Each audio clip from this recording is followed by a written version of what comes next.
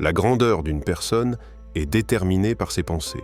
Cette vérité intemporelle a été prouvée à maintes reprises par la vie de personnes à succès comme Elon Musk, Steve Jobs et Jeff Bezos.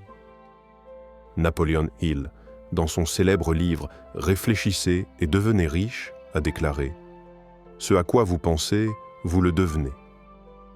Mais si cela est vrai, pourquoi tant de personnes ont-elles du mal à réussir? Ne pensent-elles pas à leur avenir? N'arrivent-elles pas à voir leur propre potentiel? L'histoire d'aujourd'hui va répondre à ces questions et nous enseigner une leçon puissante. En chemin, nous apprendrons aussi de nouveaux mots pour améliorer notre français. Alors, restez avec nous jusqu'à la fin. Je vous promets que cette vidéo en vaudra la peine. Un jour, dans une gare ferroviaire très animée, vivait un mendiant. Chaque jour, il survivait en demandant l'aumône aux voyageurs qui attendaient leur train. Un jour, alors qu'il mendiait, il remarqua un homme d'affaires bien habillé qui arrivait sur le quai. Voyant son costume élégant et son allure confiante, le mendiant pensa « Cet homme doit être très riche. Si je lui demande de l'argent, il me donnera sûrement une grosse somme. » Avec cet espoir, le mendiant s'approcha et tendit la main. Mais au lieu de lui donner de l'argent, l'homme d'affaires le regarda et lui demanda « Est-ce que tu fais toujours que prendre aux autres?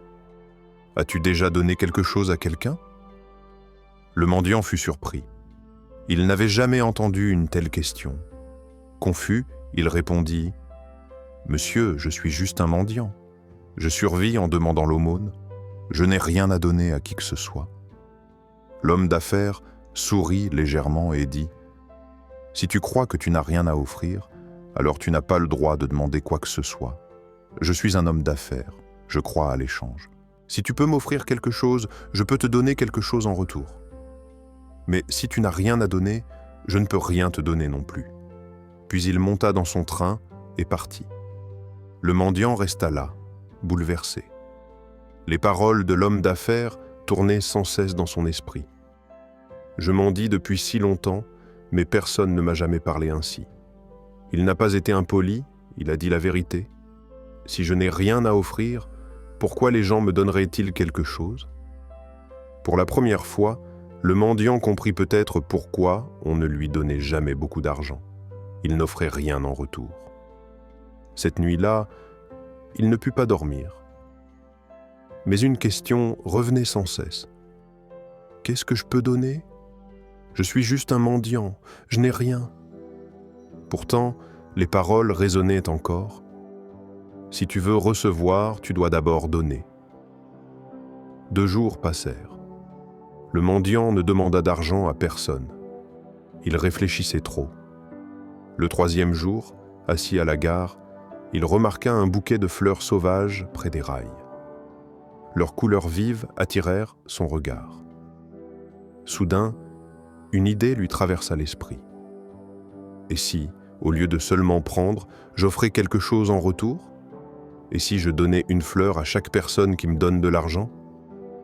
Déterminé, il cueillit doucement quelques fleurs et retourna à son endroit habituel. Quand quelqu'un lui donna une pièce, il sourit et lui offrit une fleur en retour. À sa grande surprise, les gens acceptèrent les fleurs avec joie. Certains souriaient, d'autres le remerciaient. Au fil des jours, quelque chose d'incroyable se produisit. De plus en plus de personnes lui donnèrent de l'argent. Il remarqua un détail important. Tant qu'il avait des fleurs, les gens donnaient généreusement. Quand il n'en avait plus, les dons diminuaient. C'est donc vrai. Les gens aiment recevoir quelque chose en retour, pensa-t-il.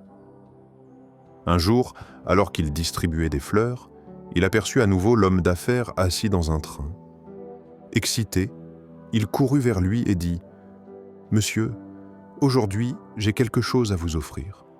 Si vous me donnez de l'argent, je vous donnerai des fleurs en retour. » L'homme d'affaires sourit, lui donna de l'argent et prit quelques fleurs. Puis il dit « Tu as vraiment compris la valeur de l'échange.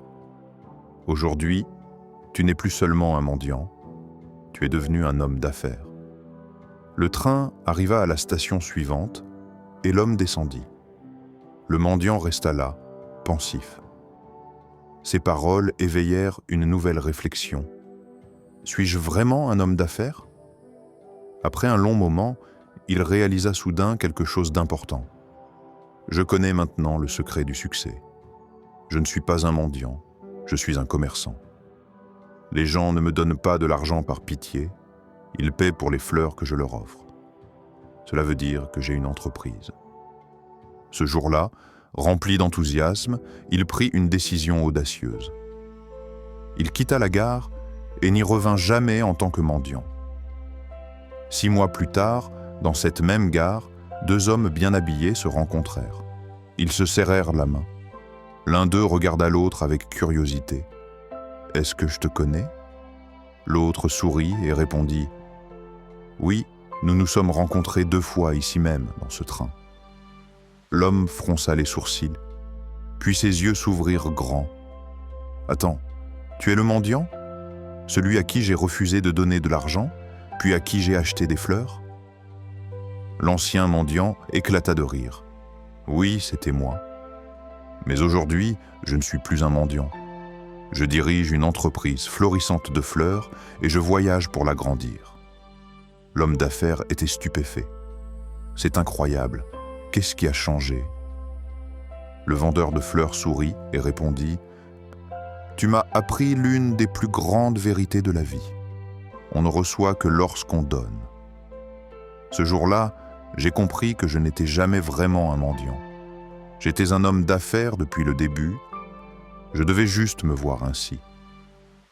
Ils se serrèrent la main à nouveau, cette fois comme des égaux, puis montèrent dans leur train, chacun vers son avenir.